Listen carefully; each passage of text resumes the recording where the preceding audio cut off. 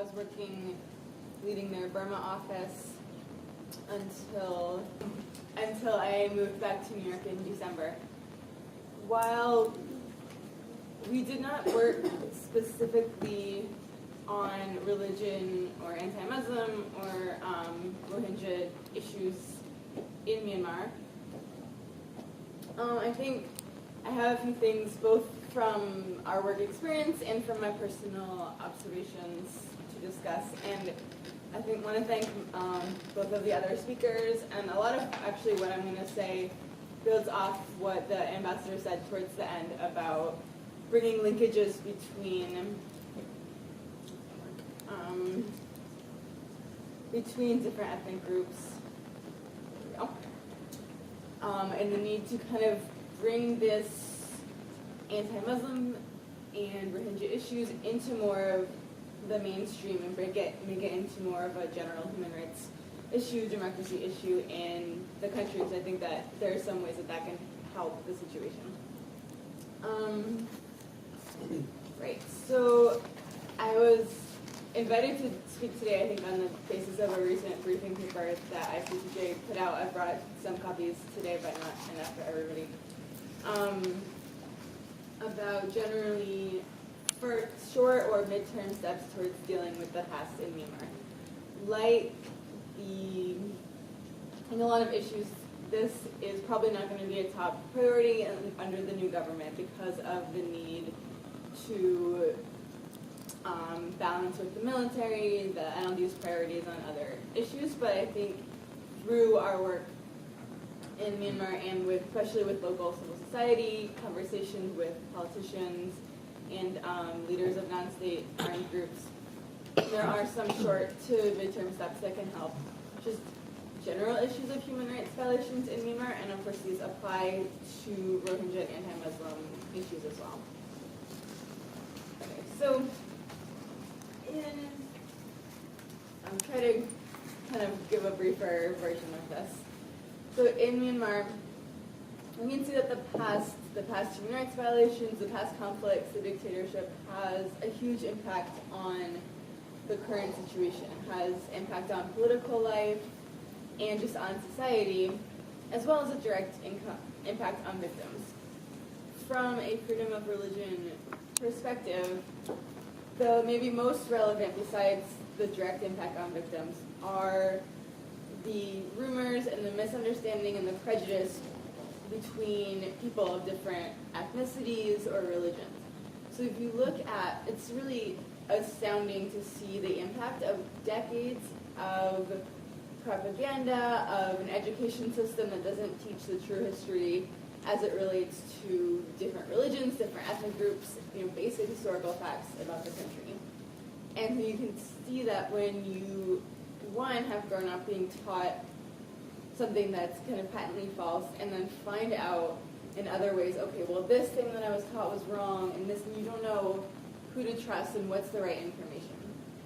This is particularly difficult now with social media. So it was in the past, for example, you got more, growing up in Burma, people got more maybe true information from families, from communities, than they got from the government and from official media. And so that creates this environment where rumors are more trusted often than the official truth. So things like incitement to violence, the Swaratu video with rapes, there's been tons of cases of violence started by rumors of attacks or things that just kind of got out of control. And that is kind of facilitated by this environment where we have a past of propaganda and false representations of history. So just really quickly, transitional justice, which is what I do, is different measures to deal with the legacies of massive human rights violations. So this can be something like a truth commission like they had in South Africa. It can be criminal prosecutions, both nationally or internationally. It can be reparation to victims from monetary payments, recognition, symbolic measures, memorials, restitution of land, providing education and medical care, as well as reforming abusive institutions to prevent recurrence. So looking at what about these institutions caused the violations and how can we prevent that in the future.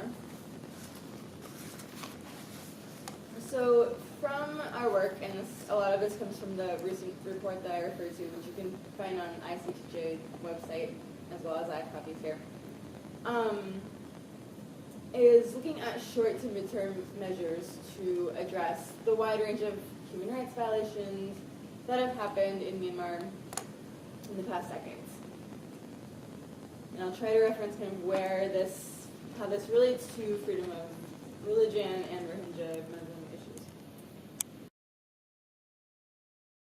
Because people see it as kind of trials motivated by revenge. But I think what you can see of what I try to lay out is that nothing kind of is motivated by anger and revenge. We're talking about how to deal with the past and its impact in a way that's constructive in resolving some of these kind of long-standing problems. Targeted and burned. In different ethnic conflict areas, there's Christian churches that are targeted and burned in Chin State, particularly. There's a number of cases of government destroying churches in important religious areas. So it can look, okay, well, go through this list. First, the government should be allowing these religious places to exist and allowing community groups to rebuild.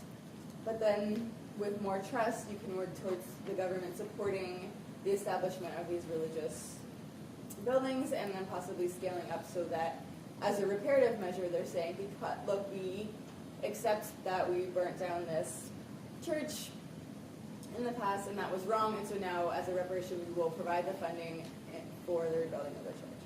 So you can look at it as this continuum to work towards. Examples are more from groups who work in ethnic conflict areas or political prisoners. But again, I think that this is applicable, and I think that they should be kind of mainstreamed all to, maybe not all together, but to coordinate better.